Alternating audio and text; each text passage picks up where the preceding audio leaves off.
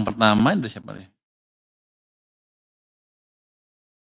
Untuk saya pertanyaannya katanya, bagaimana realisasi strategi pembangunan BPN Badan Penerimaan Negara ya? Untuk mencapai penerimaan negara 23% PDB, tax ratio itu ya. Dalam RKAP 2025, apakah dibangun atau tetap mengendalikan ya? Jadi untuk sementara kayaknya nggak akan dibangun, pajak dan bea cukai akan tetap di Kemenkeu dan saya akan mengelola sendiri, membawahi sendiri lah.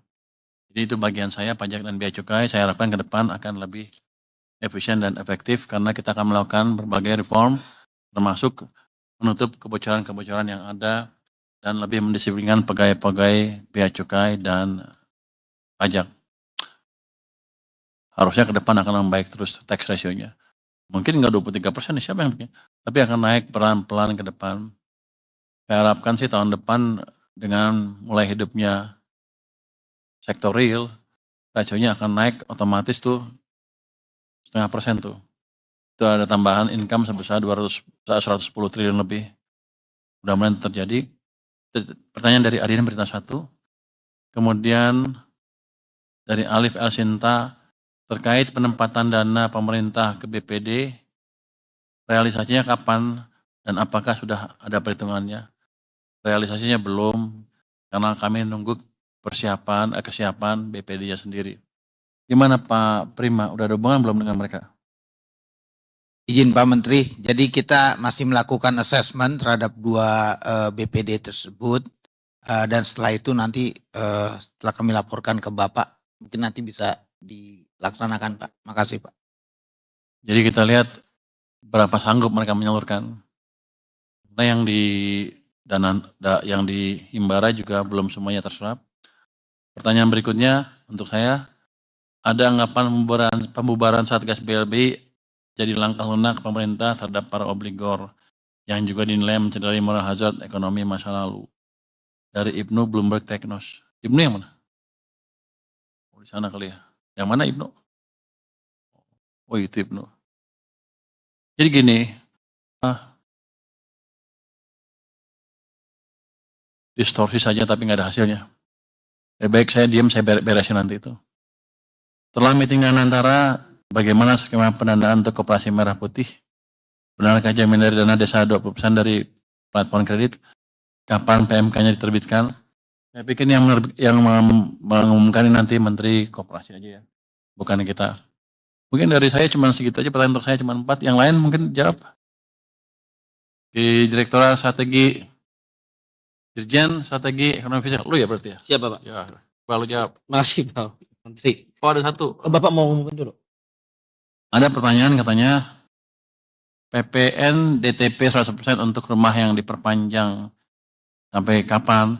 Jadi untuk menjaga daya beli kelas menengah dan mendukung sektor properti yang multiplier efeknya besar, disediakan PPN DTP 100% untuk rumah hingga harga 5 miliar bebas PPN untuk 2 miliar pertama ya. Fasilitas ini diberikan hingga 31 Desember 2026 awalnya. Sekarang diperpanjang lagi hingga 31 Desember 2027. Ini akan dinikmati sekitar 40.000, akan dibuat sekitar 40.000 unit per tahun. Jadi itu semacam dorongan baru ke sektor properti. Tentunya akan berdampak ekonomi juga. Silakan Pak. Terima kasih Pak Menteri. Sedikit memberikan juga tambahan konteks, itu nanti akan kita buatkan PMK untuk PPN DTP 100%-nya. Sebelumnya tadi sudah disebutkan oleh Pak Menteri bahwa ini diperpanjang lagi sampai 31 Desember 2027. Ini bagus untuk kepastian usaha sehingga pengembang bisa merencanakan pembangunan lebih banyak dan lebih cepat. Di samping itu tentunya ini juga on top of perumahan yang juga tadi sudah disampaikan oleh Pak Wamen. Tahun 2025 ini target untuk masyarakat berpendapatan rendah subsidi rumah itu adalah untuk 350.000 unit. Itu tetap jalan. Lalu juga ada renovasi rumah namanya BSPS itu untuk sekitar 40.000 unit. Itu tetap jalan tahun ini. Lalu juga tadi ditambahkan oleh Pak Menteri untuk 40.000 rumah PPN DTP 100%. Jadi semua pihak mendapatkan dukungan dari APBN, baik yang rendah, menengah maupun pendapatan agak tinggi.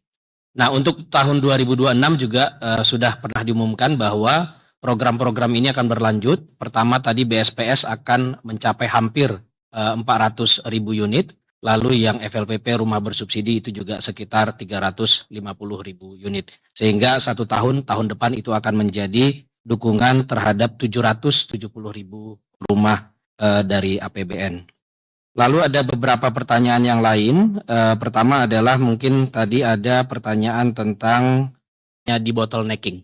Ini timnya sedang kita siapkan perpresnya. Sehingga nanti terutama di Kementerian Ekonomi, Kementerian Koordinator Ekonomi dan juga Pak Menteri Keuangan dan juga nanti bersama dengan Menteri Investasi dan Hilirisasi Pak Rosan.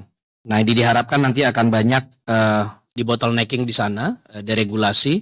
Selain yang kemarin sudah diumumkan ada perbaikan di PP 28 terkait dengan kemudahan berusaha, terutama terkait dengan perizinan yang sering kita sebut dengan fiktif positif. Diharapkan ada SLA yang jelas bagi birokrat dalam memberikan timeline, memberikan perizinan bagi pelaku usaha sehingga memberikan kepastian yang lebih baik. Lalu juga sudah diterbitkan Permenperin Permenperin 35 tahun 2025 ini terkait dengan sertifikasi untuk peningkatan TKDN. Ini juga memberikan kemudahan dan kepastian. Sudah ada juga Permendak 16 tahun 2025 relaksasi impor bahan baku industri dan juga yang di awal tahun diberikan deregulasi yang cukup kuat di sektor pertanian khususnya pupuk, dipangkas sekitar 145 regulasi untuk pupuk sehingga memang terlihat dampaknya nyata. Waktu itu 1 Januari 2025 pupuk langsung sudah bisa dibeli oleh masyarakat dan langsung bisa digunakan. Ini membuat pertumbuhan gabah ini juga produksinya meningkat cukup signifikan sehingga sektor pertanian kita juga akan terdorong kuat sesuai dengan prioritas dari Bapak Presiden juga. Nah, untuk ke depan dengan arahan Pak Menteri terutama kita akan perbanyak pertemuan langsung dengan pelaku usaha bersama-sama dan kita connect langsung dengan kebutuhan-kebutuhan dan concern dari pelaku usaha terkait dengan regulasi-regulasi yang masih membebani atau yang menyulitkan. Kalau di Kementerian Keuangan tentunya ini banyak terkait dengan perpajakan, baik DJP maupun DJBC yang nanti akan kita connect dengan lebih banyak. Mungkin itu Pak yang dapat kami sampaikan. Oke, saya tambah sedikit mungkin dia yang susah-susah lengkah rupanya. Jadi pertanyaan setahun pemerintahan Pak Prabowo dengan Pak Gibran, bagaimana kondisi ekonominya? Apa ada perbaikan? Tadi kan kita lihat tadi udah ada perbaikan konsumsi masyarakat di September sedikit ya. Kan kita mulai injek ke sistem uangnya September kan, 13 September. Oktober, November, Desember adalah triwulan keempat full ya. Itu ada dampak full dari kebijakan tadi. Kalau kita lihat seperti itu harusnya sih, kan siapa yang bilang, World Bank bilang ya kita di bawah 5% pertumbuhannya tahun ini kan. Hitungan kita triwulan keempat akan lebih cepat dibanding sebelumnya. Hitungan dia katanya 5,5 tanpa stimulus tambahan. Tapi nanti kalau stimulus tambahan yang akan diumumkan nanti, itu bisa 5,67 atau lebih sedikit di triwulan keempat. Harusnya arah ekonomi akan lebih bagus. Dan kalau itu terjadi, momentum pertumbuhan itu akan kita jaga terus tahun depannya lagi. Jadi kita sudah bergerak ke arah yang lebih bagus dibanding sebelumnya. Itu mungkin. Ada pertanyaan juga, apakah ada rencana mengurangi PPN? Kita baru naik ya, dari 10 ke 11.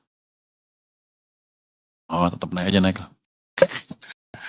Jadi gini, kita akan lihat seperti apa akhir tahun, ekonomi seperti apa, uang yang saya dapat itu seperti apa sampai akhir tahun. Saya sekarang belum terlalu clear. Nanti akan kita lihat bisa nggak kita turunkan PPN. Itu untuk mendorong daya beli masyarakat nanti ke depan. Tapi kita pelajari dulu hati-hati. Oke, mungkin sekarang dari